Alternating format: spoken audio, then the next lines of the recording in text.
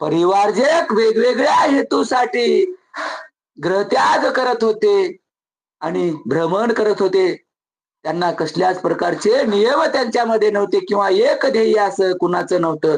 वेगवेगळे ध्येय ज्याच्या त्याच्या ध्येयाप्रमाणे ते परिवारजक बनून राहत होते.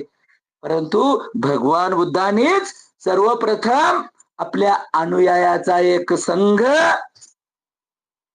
अर्थात भात्रभावाने एकत्र असलेला समुदाय बनविला. भात्रभाव म्हणजे बंधुत्वाच्या भावाने. बुद्धाचा जो अनुयायी आहे त्या अनुयायांचा प्रथम संघ भगवान बुद्धांनी निर्माण केला आणि तो संघ एकत्रपणे संघटितपणे समुदायाने बनविला आणि त्यांच्या वर्तणुकीचे